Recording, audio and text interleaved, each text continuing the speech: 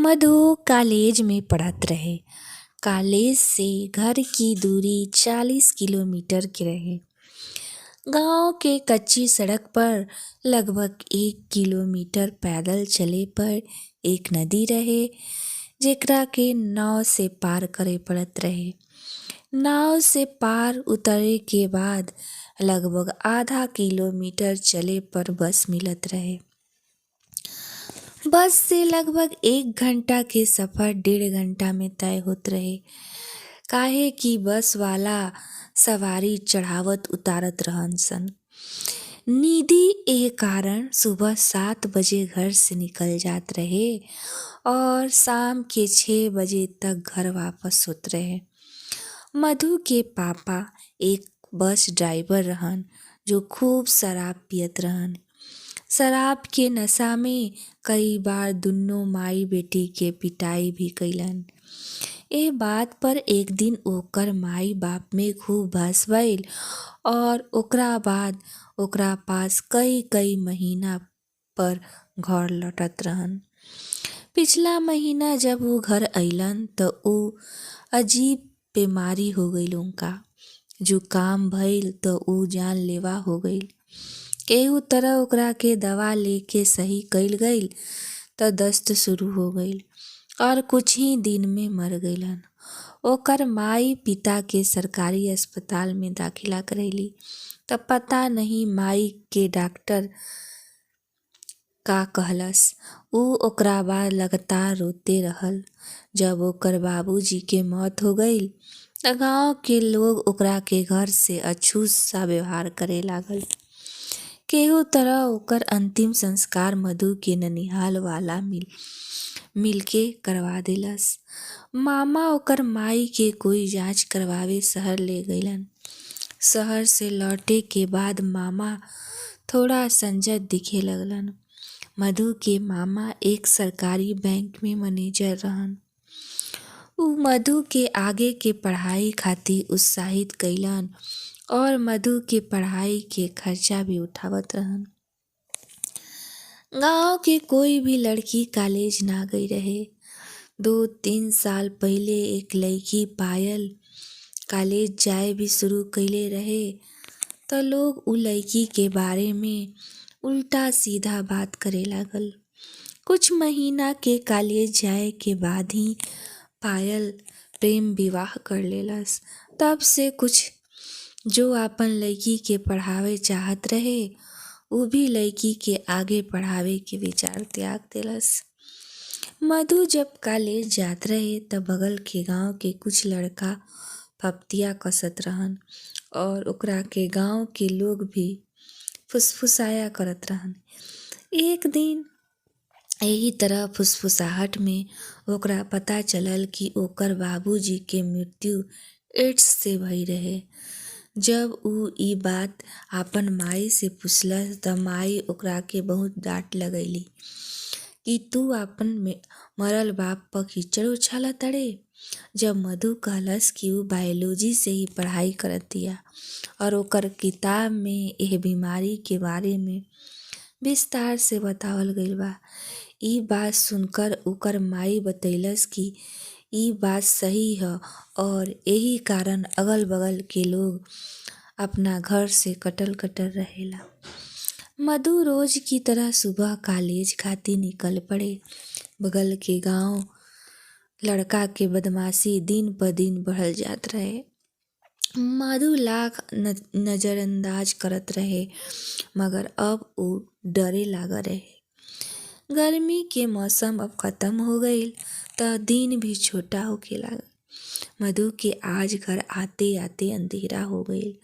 घर पर माई बड़ी सशंकित होके बेचैनी में टहले लागल। घर आते ही ऊ मधु पर तेज आवाज में प्रश्नों की छड़ी लगा देलस। पड़ोसी घर से लोग झांके लागल। तब जाके मधु के माई चुप भइली।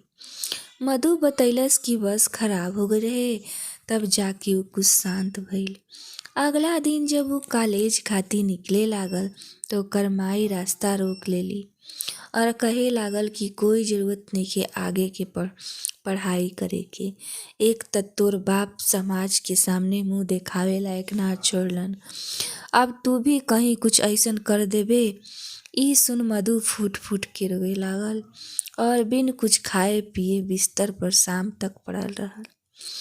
उ त ईश्वर के दया रहे कि ओकर मामा एकाएक रात में ओकरा घरे आ गिलन। उ जब मधु के पढ़ाई के बारे में पूछलन त उ फूट फूट के रोए लागल और उ सुबह की बात आपन मामा के बतैलस। मामा तब आपन बहिन के काफी समझैलन त उ मधु के कॉलेज भेजे खातिर तैयार हो गई। मधु मामा के बात बतैला के रास्ता में कैसे लड़का ओकरा छेड़लस त मामा अगला सुबह थाना में कंप्लेन करे के बात कहलन। मधु अगला दिन आपन दिनचर्या के रूप ही समय पर आपन कॉलेज की राह पकड़लस। घर लौटे में अंधेरा हो गईल, ऐसे नाव से उतर के उ तेज कदम से आपन घर के तरफ जात रहे तो ओइजे मनचला लड़का हाथ में बियर के बोतल पकड़ले फिर से मधु के पीछा करे लागल और उल्टा सीधा बोले लागल। मधु के कलेजात आज थर थर कांपत रहे। उ ई सोचत रहे कि माई ठीक ही कहत रहे कि पढ़ाई बंद कर दा। यह चील कौआ के कोई भरोसा नइखे। एकाएक सड़क पर पड़ल पत्थर से ठोकर लागे से वो गिर गई। एक पुरुष ओकर बाह पकड़ के गिरे से बचा लेलस। मन चला लइका जो संख्या में 5 रहे वो भी दौड़ के ओकरा पास आइल। जब उ एक अजनबी के ओकरा के सहारा देते देखलस तो मधु के फिर से उल्टा कहे लागल। उ अजनबी के धक्का मरलस और बोले लागल कि साइड हो जो, ई लड़की हमार शिकार बिया। ई सुन मधु अंदर से कांप गई। चोट लगे के कारण पैर के अंगूठा के नाखून उखड़ गई। फिर भी उ तेजी से भागे की कोशिश करे लागल। ओ में से एक लड़का मधु के आज दुपट्टा खींच लेलस। तब मधु रोते हुए भागलस। तभी धड़ाम की आवाज सुन के पलटी त पहिलस कि ओकर अजनबी 2 लइका के लात मुक्का से पीट के सड़क पर गिरा देलस। बियर की बोतल से एक लइका जब ओह पर हमला करल चाहल त उ अजनबी आपन पिस्तौल निकललस। पिस्तौल देखते ही पांचों मनचला के पसीना छूट गईल और सब गिड़गिड़ाए लागल। एही बीच 5-6 लोग आइल और उ लइका के हथकड़ी लगाए लागल। रोती मधु के दुपट्टा देते हुए उ आदमी कहलस कि हम इंस्पेक्टर विनय हई। तहरा घबराए के जरूरत नइखे। हमरा कंप्लेन मिला रहे और आज हम और हमार टीम ए घटना के प्रत्यक्ष गवाह बानी। इन लोग के कानून के अनुसार इनकर सजा मिली। तू जा, हम तहरा के घर छोड़ देतानी। मधु मना करत रहे तब वो इंस्पेक्टर साहब मधु के आपन जिप्सी में बैठा के घर छोड़लन। सारा गांव वाला पुलिस की गाड़ी देख के घर से बाहर निकलल। जब गाड़ी से रोते हुए मधु निकलल तो सब महिला कानाफूसी करे लगली। इंस्पेक्टर विनय पीछे के जिप्सी से हथकड़ी लगाए हुए 5 लइका के नीचे उतरलन। अभी इंस्पेक्टर कुछ बोलतन कि गांव के प्रधान आ गईल और कहे लागल कि बच्चलन लड़की के कहे पर रउरा हमार भांजा के गिरफ्तार कईनी। ई सही बात नइखे। रउरा एकरा के तुरंत रिहा करी। इंस्पेक्टर मुस्कुराते हुए कहलन कि रउरा का कहनी है, एक बार फिर से कही। बात यहाँ आके दोहरैलन। ई बात सुन के प्रधान के लोग जोर जोर से चिल्ला के नारा लगाए लागल और प्रधान पूरा जोश में आके फिर से बोले लागल कि इंस्पेक्टर इशारा कर देलस कि ई वीडियो रिकॉर्डिंग होता। सारा घटना कैमरे में मौजूद बा और रउरा ज्यादा उड़ी मत, रउरा भी लगी हथकड़ी। कैमरा देखते ही प्रधान खिसके लागल त इंस्पेक्टर ओकरा के रोक लेलस और कहे लागल कि रउरा किस हक से लड़की के बच्चलन कहतनी। अभी रउरा ओकर पैर पकड़ के माफी मांगी। यही कमरा के रिकॉर्डिंग के साक्ष्य बना के हम रउरा के कई धारा में हवालात में बंद कर दे। अब प्रधान मधु से झुक के माफी मांगे लागल और ओकर समर्थक तितर बितर हो गईल। इंस्पेक्टर लाउड स्पीकर पर गांव वाला के बतैलस कि ई लइका कई घटना में लिप्त बा।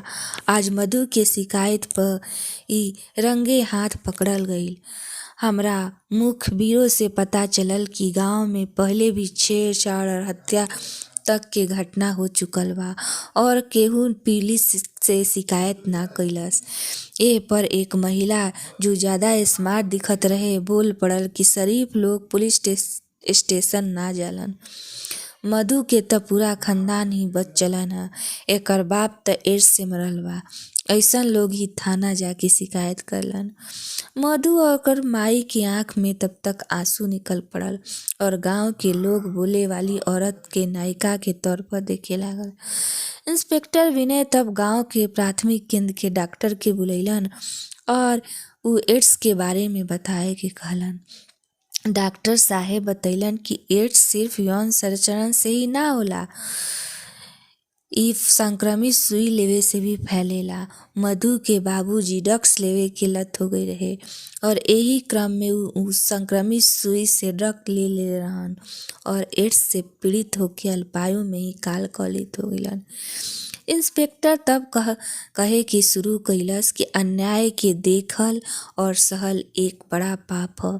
पुलिस समाज के सुरक्षा खातिर बनावल गईल बा। रउरा लोग कितना घृणित सोच बा जो माई बहिन के साथ हुअल अत्याचार और हत्या के सही ठहरावतानी और पुलिस से शिकायत करके दोषी के पकड़ावे में रउरा लोग के शराफत खत्म हो जाई। एक सज्जन तब बोल उठल कि कौन पड़ी ई चक्कर में, अगर शिकायत कइल त रउरा 50 बार थाना बुलाइब और उल्टा सीधा सवाल पूछब। दोषी त पैसा दे के छूट जाई और फिर हमार जान के दुश्मन बन जाई। एह बात पर इंस्पेक्टर विश्वास दिलन कि अइसन कोई बात ना होई। गांव के प्रधान धीरे धीरे खिसक गईलन और गांव वाला शिकायत के पुलिंदा इंस्पेक्टर के देवे लागल। मधु के आज बड़ा चैन मिलल कि ओकर बाबूजी नशेड़ी रहन मगर व्यभिचारी ना। गांव वाला के विचार भी धीरे धीरे मधु और ओकर परिवार के लेके बदल गईल। अपराध के कम होखे से अब ढेर सारा लड़की शहर पढ़े जाए लागल। गांव के प्रधान के घर पर छापा पड़ल त उनका अवैध शराब के कारोबार से जुड़ा पावल गईल। एह से अदालत उनका के सश्रम कारावास के सजा देलस। अब गांव वाला के भीतर के भय खत्म हो गईल और उ सब अन्याय के पुरजोर विरोध करे लगलन। ए बार के प्रधान चुनाव मधु जीतलस और पूरा राज्य में सबसे कम उम्र के ग्राम प्रधान चुनल गईल। राज्य के कार्यक्रम में सबसे कम उम्र के प्रधान होखे के कारण मधु के आज जज सम्मान खातिर बुलैलन त मुख्यमंत्री जी मधु के विजन जाने की इच्छा व्यक्त कइलन। मधु मुख्यमंत्री जी के अपन द्वारा कइल गईल घोषणा पत्र के बारे में बतैलस और साथ में ई मांग कइलस कि गांव के आस-पास के में ही एक महाविद्यालय खुलवावल जाओ।